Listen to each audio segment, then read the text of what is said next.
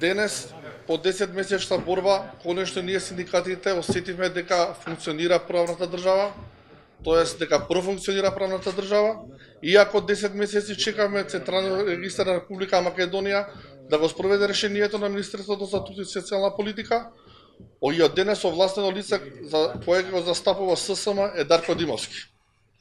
Со оваа промена, конечно се слуша гласот на работникот и гласот на синдикалецот. И заврши тиранијата на говорот на синдикализмот, на кој не сакам нити името да му го споменам.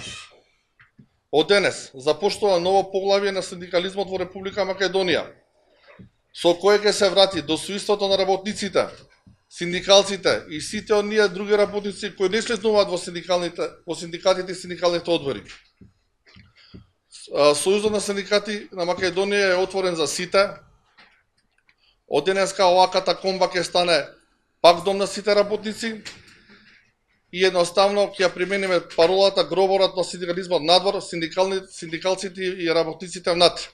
Може би ќе делува малце патетично ако кажеме нешто и председател ССМ Дарко го кажа, дека овој пресвртен момент во синдикализмот во Македонија, со ова добивме една сатисфакција синдикатите која поведовме оваа борба, да кажеме стоп на синдикализмот кој го применуваше Живко Митревски, односно антисиндикализмот. Сметам дека е нов пресвртен момент од причини што се враќа и автономноста на самите синдикати, и кога веќе прашувате за реформи во синдикатот, прво и основно е што треба се направи синдикатите да станат навистина автономни и независни, не само од работодавачите, од власта, од политичките партии, туку да станат независни и од Сојузот на синдикатите Македонија. Во изминатиот период Сојузот на синдикатите Македонија ги имаше поклопено или да речем попрецизно оневозможено активностите на синдикатите и затоа дојдовме во една ваква ситуација еден човек да ги има сите овластувања, односно со негова злоупотреба на статут и други методи да биде како што вие милувате да го кажете првиот синдикалец. Не, првиот синдикалец, односно председателот на ССМ во иднина ќе биде прв меѓу еднаквите и ќе ги пренесува ставовите исклучиво на синдикатите, а не ставови негови и во негово лично име. Значи, председател на ССМ, новиот председател, треба да ги слуша синдикатите и така да настапува во јавност. Значи, приоритетна цел во наредниот период ќе биде, согласно статутот, да се свика вонреден конгрес на Сојузот на синдикатите на Македонија, да се предложи председател и тој да ги спроведе тие новини и реформи. Затоа колегата Дарко ви кажа најкратко што може да биде, бејќи со неговиот избор на седмицата од 13 ноември 2016 година му е дадено овластување да свика вонреден конгрес и да се избере ново раководство.